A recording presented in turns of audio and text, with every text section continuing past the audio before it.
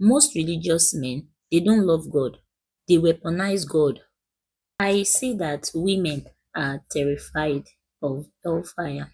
Like, you don't want to go to hellfire, so you have to believe that you should submit to a man. And they even summon it to us women that your reward is with your creator. Even if the man doesn't do right by you, just play your own part of submitting to him. Then they say, endure. You will get the reward now. And I ask, reward for what exactly? For abuse, dehumanization, transgression, humiliation, devaluation? No, they are liars. Your creator doesn't want you to betray yourself. Your creator doesn't want you to betray your own soul.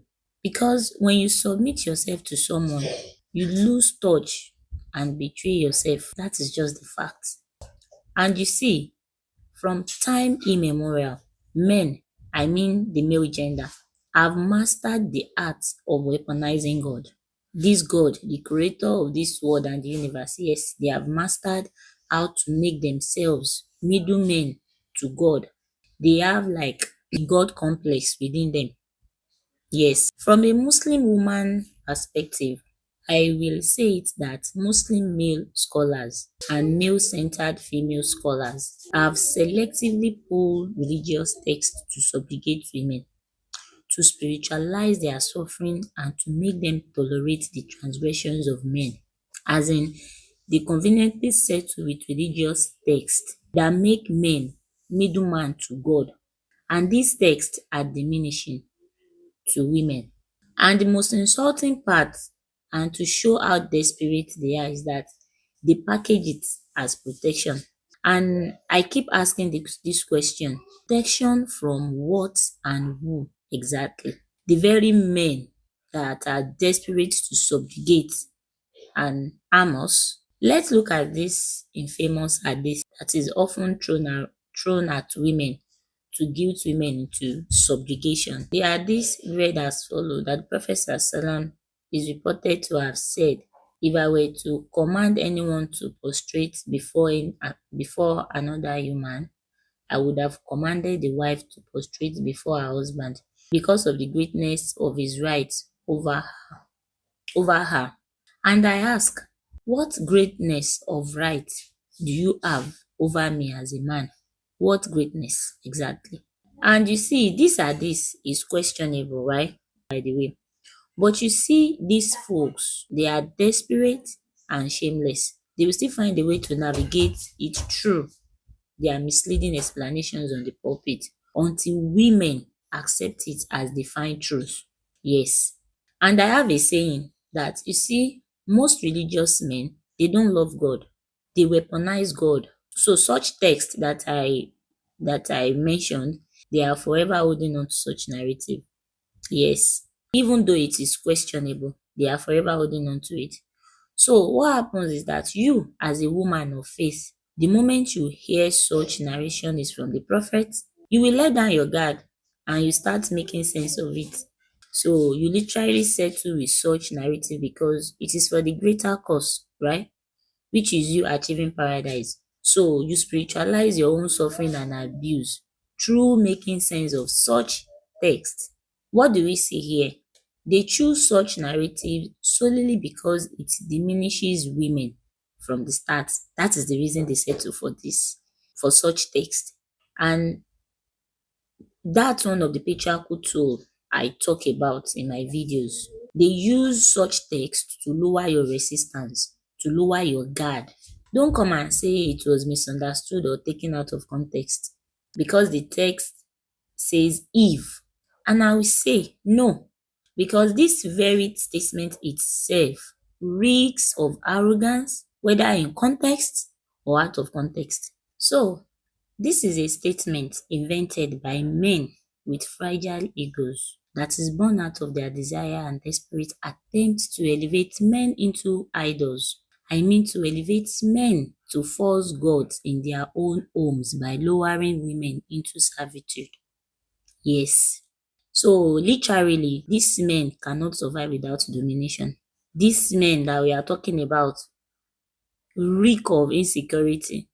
So they desperately tried to make sense of control in the language of piety for women.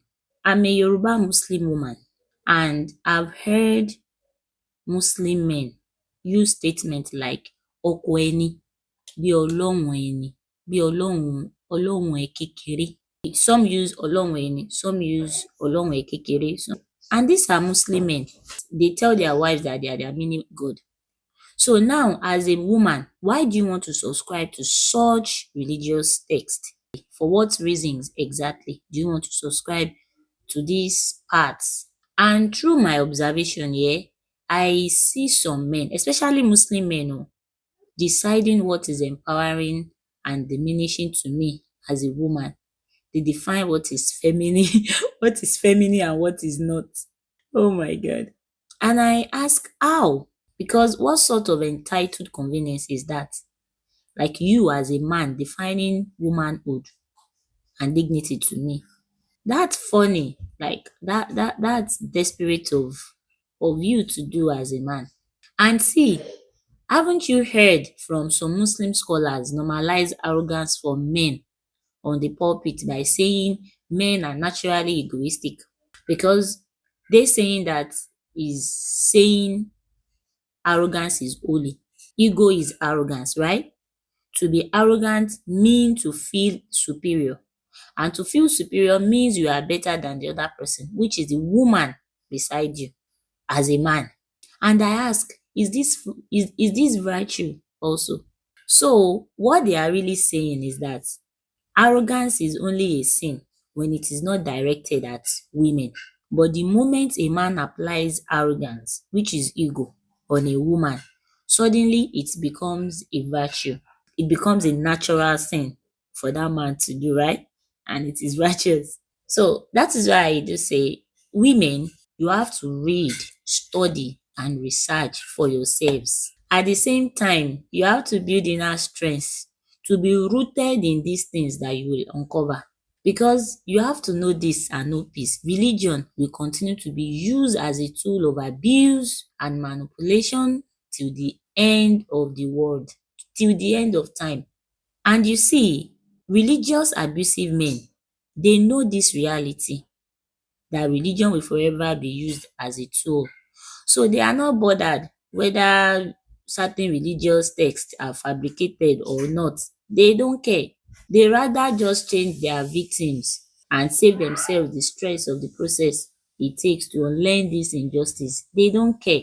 That is why you see that they desperately position themselves as defenders of the religion whenever women's dignity is brought up.